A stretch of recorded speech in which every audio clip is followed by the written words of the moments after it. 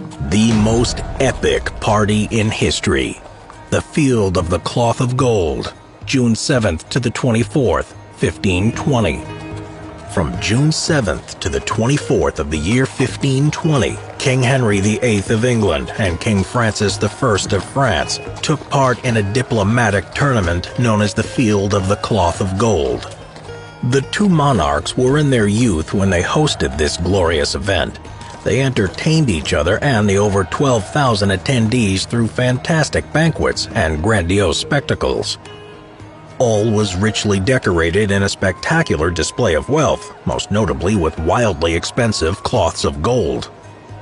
English and French relations, however, had been rocky for centuries, with hundreds of chevauchés, pitched battles and sieges fought against one another. The two fought during the 100 Years' War, which had taken place between 1337 and 1453, pushing the English land further onto the continent, only to be largely lost in the 1450s under an ill Henry VI. Tensions between Francis I and Henry VIII had grown quickly. Only 7 months after becoming King of France in 1515, Francis overshadowed Henry's greatest military success at the time of capturing Tournai by conquering the far more powerful Duchy of Milan. But the Field of the Cloth of Gold was part of a larger plan for peace, known as the Treaty of London, signed in October 1518. The Treaty of London included most of the major European powers, and it was agreed that none of those nations who signed the treaty would initiate a war with the other. This was in the hope that together they would all resist the strength of the growing Ottoman Empire in the southeast.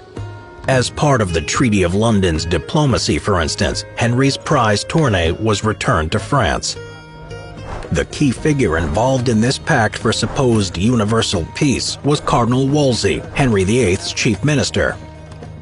Henry VIII was initially attracted to the idea of an international peace treaty, partly because he wished to act as Christendom's peacemaker, but also partly because he could not afford another war. With the support of Henry, Cardinal Wolsey was appointed papal legate, which is a representative of the Pope who could act and speak on the Pope's behalf. Using this immense power, Wolsey would become the principal organizer of the Field of the Cloth of Gold.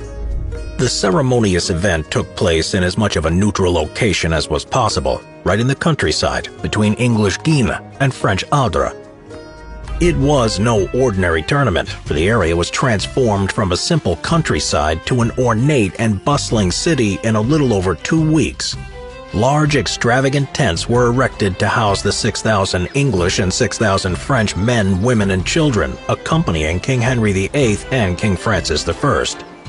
To show off his own wealth and magnificence, Henry erected a temporary palace for the occasion, though the word temporary doesn't quite give it justice. The palace was huge, with each side measuring over 300 feet long. It was bricked to a height of 8 feet, with timber frames reaching as high as 30 feet. The timber was then covered with canvas painted to look like bricks.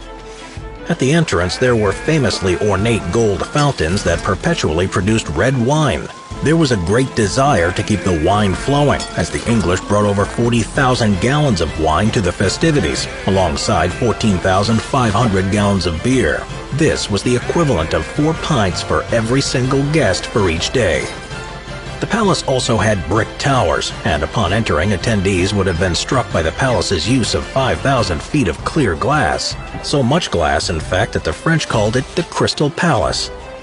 The palace also included a chapel and a gallery, as well as individual compartments for Henry VIII, his Queen Catherine of Aragon, Henry's sister Margaret, and Cardinal Wolsey. Yet another way to display extravagance was through the feasts. They were large in number and extremely varied. Alongside the never-ending wine and huge quantities of meat, the English brought over 20,000 fish, including a dolphin. Great effort was made during the Field of the Cloth of Gold to make sure that neither Henry nor Francis's egos were put into question. Among other complicated logistics, exact timings were calculated for each king's entrance and exit to events, so that neither seemed favored above the other. This certainly didn't stop them from trying to show off to one another, however. During the jousts, Henry managed to hit a knight with such force to the head that his lance broke. The events in archery also allowed each king to boast which nation was the better skilled with the bow. Throughout the tournament's activities, the king would usually remain on the same side, except famously for a spontaneous wrestling match between the two of them. The wrestling match was thought to have been initiated by Henry, but won by Francis. To conclude, as the historian Glenn Richardson has shown, the tournament was not simply a party for peace, or the site where two drunk kings wrestled, but an event organized by Cardinal Wolsey to confirm the King of France and the King of England's commitment to the Treaty of London's universal peace. For the two kings, however, peace could never be sought simply for harmony's sake, but must have additional benefits, such as securing the loyalty of their own people and the respect of their rivals. Therefore, the tournament was also the field where Francis and Henry battled using weapons of spectacle and magnificence. It was a royal competition of who could prove themselves the greater defender of the Christian faith, the more chivalric leader of Europe, and the wealthier patron.